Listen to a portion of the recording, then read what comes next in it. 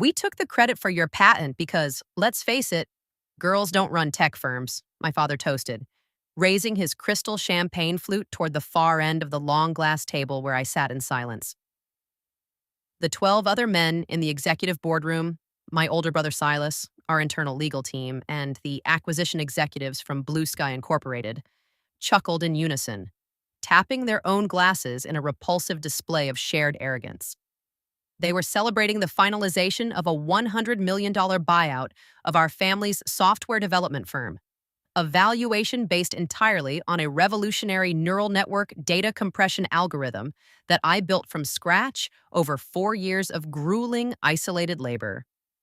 My father, Victor, had legally outmaneuvered me 6 months prior, using a predatory intellectual property clause buried in a revised employment contract to strip my name off the patent applications and list himself and Silas as the sole inventors. He genuinely believed I was too weak to retaliate, treating my presence at the closing dinner as a victory lap to rub my face in his absolute control over my life's work. Unlike some in this very same situation, I did not yell. No, neither did I cry. And I certainly did not raise a glass. I simply maintained eye contact with Victor, opened my laptop, and tapped the enter key to execute a heavily encrypted local script. Every single presentation monitor, wall-mounted display, and open laptop in the building instantly dropped their connections, flashing a brilliant, terrifying, solid red. "I built a kill switch," I whispered, my voice carrying clearly through the sudden dead silence of the room. The lead acquisition director from Blue Sky, a ruthless corporate negotiator named Davis, immediately stopped laughing and dropped his expensive fountain pen onto the glass table. "What exactly is happening to our network?" Davis demanded, turning his attention away from my father and glaring directly at me. I kept my hands resting lightly on my keyboard, ensuring everyone in the room understood exactly who currently held the power. "The core algorithm you just agreed to purchase for $100 million no longer exists on any server, hard drive, or cloud backup owned by this company," I explained, watching the blood rapidly drain from Victor's face as the reality of the situation began to penetrate his massive ego. "The architecture requires a continuous cryptographic handshake from a localized master key to remain stable. I just revoked that key. The entire source code is currently compiling itself into useless, unrecoverable digital garbage across your entire infrastructure." Silas sprang out of his heavy leather chair, nearly knocking over his champagne, and lunged toward the presentation monitor at the front of the room, frantically tapping the unresponsive touchscreen in a desperate attempt to bypass the red warning screens. "She is bluffing!" Silas shouted, his voice cracking with severe panic, while he pulled out his cell phone to dial the internal server room. "The code is fully backed up on our remote cloud servers. We verified the repositories this morning with your tech auditors, Davis. Just give us 10 minutes to reset the local network, and we can proceed with the signing." I turned my head slightly to address my brother, thoroughly enjoying the sheer, unadulterated terror radiating from his posture. "I am the lead systems architect, Silas. I built the remote repositories. I wrote the automated backup protocols. I embedded the cascading purge command into the foundational root directory 3 months ago, linking it directly to the exact same administrative credentials you stole from me. You authorized this deletion when you locked me out of the primary patent filings." The Blue Sky lead technical auditor, a quiet man named Greg, who had been sitting next to Davis, furiously typed on his own laptop. He looked up, his face entirely pale. "She is not bluffing, Davis," Greg confirmed, his voice devoid of any emotion. "Our external connection to their data lake is gone. The file sizes in the root directories are dropping to 0 in real time. The entire neural network framework is actively disintegrating. They have absolutely nothing left to sell us." The Blue Sky executives did not need to hear another word. They understood immediately that they were witnessing a catastrophic structural failure of the product they were attempting to buy. Davis stood up, aggressively buttoning his suit jacket, and signaled for his legal team to gather their briefcases. "This deal is completely dead," Davis announced, his tone cold and absolute. "Blue Sky has zero interest in acquiring an empty shell company from 2 fraudulent executives who cannot even secure their own proprietary technology, let alone manage their internal personnel." Victor slammed his fists onto the table, his face contorting in genuine rage, completely abandoning his sophisticated businessman persona as he physically blocked the boardroom door. "You cannot leave!" Victor roared at Davis before spinning around to point a trembling finger at me. "You cannot do this to your own family. I built this company from nothing. You owe everything you have to me. Revert the code right now, or I will have you arrested for corporate sabotage." I closed my laptop, slid it into my leather messenger bag, and finally stood up from the table entirely unaffected by his empty legal threats. "You built a mediocre web development agency that was drowning in commercial debt? Until I spent 4 years writing an algorithm that saved you from total bankruptcy," I corrected him, refusing to let his revisionist history stand unchallenged. "You stole my intellectual property because you felt entitled to my labor, and you justified the theft by citing my gender to a room full of sycophants. You wanted to own the algorithm without acknowledging the creator, so I simply removed the creator's support. Enjoy explaining your sudden lack of assets to your corporate creditors." I stepped around my father, who was too stunned by the absolute destruction of his wealth to physically stop me, and walked out of the boardroom, feeling the crushing weight of their betrayal finally lift off my shoulders. The origins of this disaster stretched back much further than the immediate buyout negotiations, rooted entirely in the deeply misogynistic dynamic Victor had established within our family long before I ever wrote a single line of code. Growing up, my father made it abundantly clear that his tech company, Apex Codex, was a legacy entirely reserved for Silas. Silas was the golden heir, groomed from childhood to take over the executive suite, despite possessing absolutely no technical skills, zero coding proficiency, and a stunning lack of basic work ethic. Silas spent his college years partying on my father's credit cards while scraping by with a business degree, immediately securing a vice president title at Apex the day after he graduated. I, on the other hand, spent my entire adolescence dismantling computers, studying advanced mathematics, and teaching myself complex programming languages.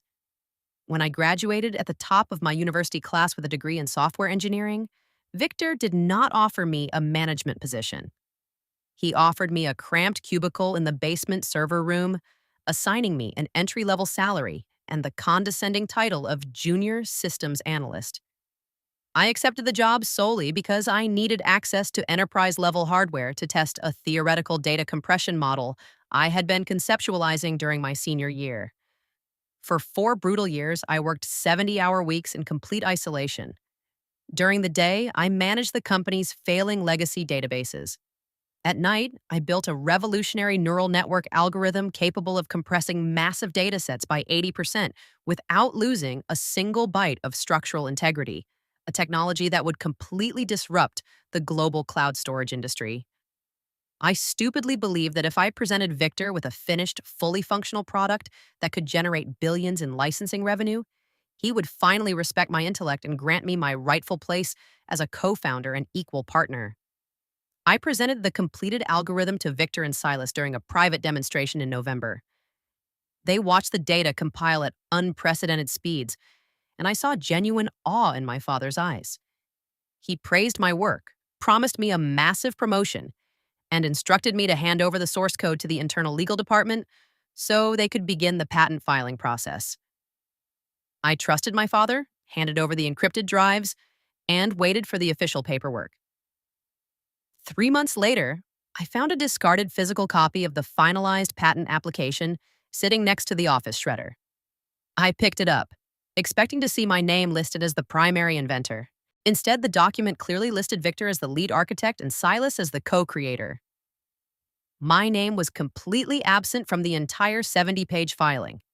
I marched directly into Victor's corner office, throwing the document onto his heavy glass desk, and demanded a complete explanation. Silas was sitting on the leather sofa, drinking scotch, and he merely laughed at my outrage. Victor did not even bother to look up from his computer monitor. "Read Section 4 of the employment contract you signed 4 years ago," Victor instructed, his tone dripping with absolute boredom. "Any intellectual property developed on company time, using company hardware, automatically belongs exclusively to Apex Codex. I am the CEO, Silas is the vice president. We represent the company. You are a low-level analyst. We do not put junior employees on international patents. I stared at him, the horrifying reality of my situation crashing down on me. I wrote every single line of that code on my own time, I yelled, refusing to back down. You do not even understand how the neural network functions. You cannot legally claim you invented it. Victor finally looked up, his expression hardening into cold, uncompromising authority. I pay your salary. I own the servers you used. Therefore, I own the product. You are my daughter, and you should be grateful I allowed you to play in my sandbox. Besides, the tech industry is run by men. Investors do not hand over $100 million to a 26-year-old girl who spends her entire life hiding in a basement. Silas possesses the executive presence required to sell this technology. You lack the necessary disposition. He dismissed me from his office, completely confident that his ironclad employment contract protected him from any legal retaliation. He was correct about the contract. I consulted 3 different intellectual property lawyers who all confirmed that fighting a corporate ownership clause in court would cost millions of dollars I did not possess, and I would likely lose. Victor had successfully stolen my life's work, legally reducing me to a spectator while he negotiated the massive buyout with Blue Sky Incorporated. What Victor entirely failed to understand, however, was that legal ownership of a product does not grant you physical control over the underlying mathematics. I stopped arguing with them. I returned to my basement office, smiled during the staff meetings, and pretended to accept my defeat.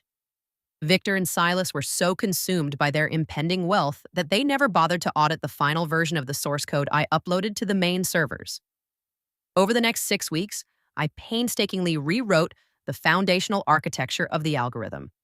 I embedded a deeply encrypted, dormant execution script buried so far beneath the surface syntax that no automated security sweep would ever detect it. I tied the script's stability directly to a constantly regenerating cryptographic key stored exclusively on my personal laptop. If I stopped the generation process, the script would wake up, classify the entire algorithm as a hostile virus, and systematically overwrite every single file with blank data. I created a weapon that no lawyer could defeat, quietly waiting for the exact moment my father felt most victorious to pull the trigger. By the time I reached the ground floor lobby of the Apex Solutions building, the entire corporate infrastructure was in a state of absolute chaos. IT technicians were sprinting down the hallways, desperately screaming into their phones as every single internal server crashed simultaneously. The receptionist stared at her frozen red monitor in total confusion, completely unaware that the company she worked for had just effectively ceased to exist. I pushed through the heavy glass revolving doors, stepped out into the crisp evening air, and walked toward my car without looking back. My cell phone began to ring incessantly before I even reached the parking garage. Silas called 22 times in the span of 15 minutes, leaving increasingly hysterical voicemails begging me to return to the boardroom, offering me 50% of the buyout money, and screaming obscenities when I refused to answer. Victor sent a barrage of text messages, alternating between severe legal threats and pathetic attempts at paternal manipulation. You are destroying your brother's future, one text read. I will sue you for everything you will ever own. The federal authorities investigate corporate sabotage. Turn the key back on immediately. I ignored every single message, turned off my phone, and drove to a quiet cafe across town, ordering a black coffee and sitting peacefully near the window. I possessed absolutely no fear regarding his empty threats of legal action or federal investigations. In order to successfully sue me for corporate sabotage, Victor would have to prove to a judge and a team of forensic technical experts that I maliciously destroyed the algorithm. However, because I had designed the kill switch as a highly aggressive internal security protocol intended to protect the code from external hacking, I had total plausible deniability. If questioned, I could simply state that the security architecture misidentified Blue Sky's technical audit as a hostile breach and automatically purged the data to prevent theft. Because Victor and Silas had legally declared themselves the sole inventors and lead architects of the software, they were legally responsible for the security flaws. They could not blame the junior analyst for a structural failure without admitting to the entire tech industry that they committed perjury on their patent applications. I had trapped them in an inescapable paradox of their own arrogant design. The financial fallout materialized with brutal, uncompromising speed. Blue Sky formally withdrew their acquisition offer the following morning, leaking the details of the catastrophic server failure to several major industry publications to justify pulling out of the deal. The resulting media exposure completely destroyed Apex Codex's reputation. The company's existing clients, terrified by the prospect of massive data vulnerabilities, immediately canceled their service contracts and migrated to rival firms. The corporate creditors, who had extended massive lines of credit to Victor, based entirely on the anticipated Blue Sky buyout, immediately called in their loans. Victor did not possess the liquid capital to pay them. Within 3 weeks, the bank froze the company's operating accounts, forcing Victor to lay off his entire staff and file for Chapter 7 bankruptcy. Silas, who had preemptively financed a massive luxury condominium and a new sports car based on his expected multi-million-dollar payout, defaulted on his loans and faced severe personal asset repossession. He attempted to leverage his vice president title to secure executive positions at other tech firms, but his profound lack of actual coding knowledge and his direct association with the most embarrassing tech failure of the decade rendered him completely unemployable. The golden heir was reduced to begging our extended relatives for rent money, entirely stripped of the unearned prestige he had paraded around for years. I, however, did not stay to watch them sift through the ashes of their ruined empire. I packed up my apartment, liquidated my modest savings, and boarded a flight to London, entirely severing all contact with my father and brother. 6 months later, operating under a newly registered offshore corporation with airtight intellectual property protections, I released a substantially upgraded, significantly faster version of the compression algorithm, because the original code had been completely eradicated, and Victor's fraudulent patent covered an architecture that no longer existed. There was absolutely no legal mechanism in tying my new product to the bankrupt shell of Apex Codex. I pitched the software directly to a European telecommunications giant, presenting myself as the sole creator, lead engineer, and absolute owner of the technology. The executives did not care about my gender, they did not care about my age, and they certainly did not care about my lack of a corner office. They only cared about the mathematics, and the mathematics were flawless. I negotiated a highly lucrative, continuous licensing agreement that provided me with a massive stream of generational wealth, securing my total financial independence and permanently validating the thousands of hours of isolated labor I had endured in that miserable basement.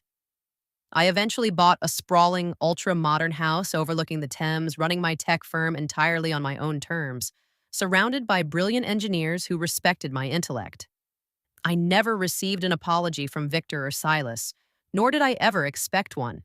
They were men entirely consumed by their own superficial arrogance, completely incapable of recognizing the lethal danger of underestimating the person who literally builds the foundation they stand on. They assumed they could steal my brilliance simply because I was quiet, but they fundamentally failed to understand that the person who writes the code is the only person who controls the machine. I let them keep the empty title, the fraudulent patent, and the shattered company, completely satisfied in the knowledge that they would spend the rest of their miserable lives knowing they held $100 million in their hands, only to watch it vanish into thin air because they forgot to respect the girl who built the switch.